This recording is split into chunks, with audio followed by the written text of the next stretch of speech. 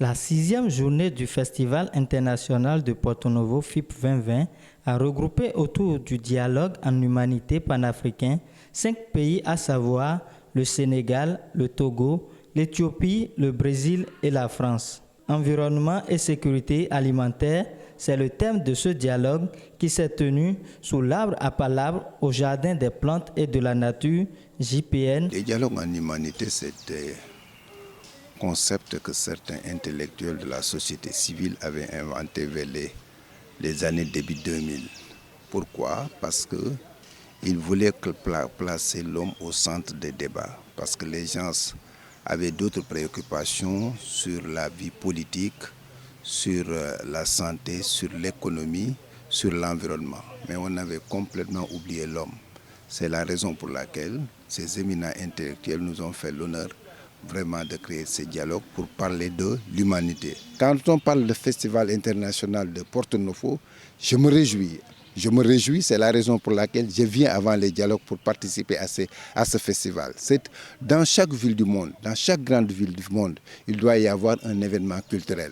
Et j'ai dit le Festival international de Porto Novo amène à Porto Novo, à la ville de Porto Novo, d'être la capitale culturelle de la République du Bénin. Donc ça, c'est un symbole extrêmement fort.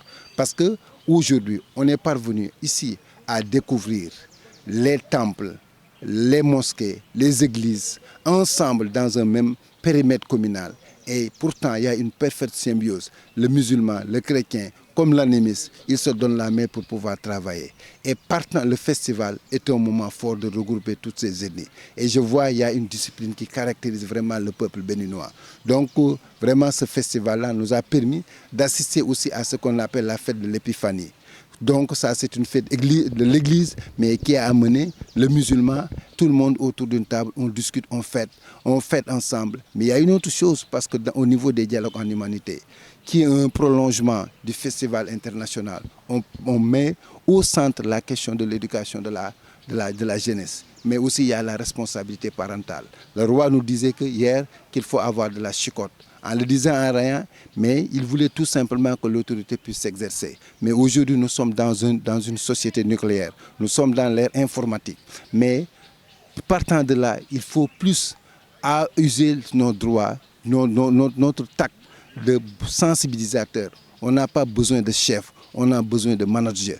Le festival nous a permis de découvrir. J'ai vu le Tofa. Moi, en tant que Sénégalais, en tant que bon musulman, j'ai vu que c'est à partir de là où le grand Cheikh Ahmadou Bamba, que nous rendons hommage et que nous continuons de rendre hommage, a été venu ici.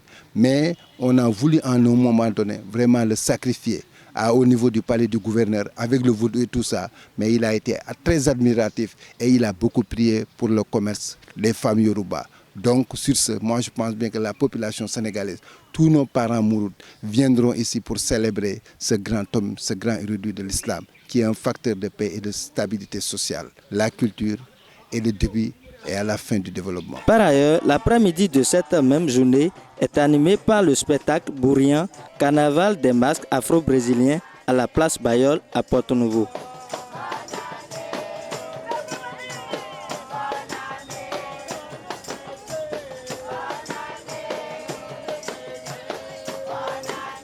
Bonne suite des programmes de FIP 2020 à chacun et à tous.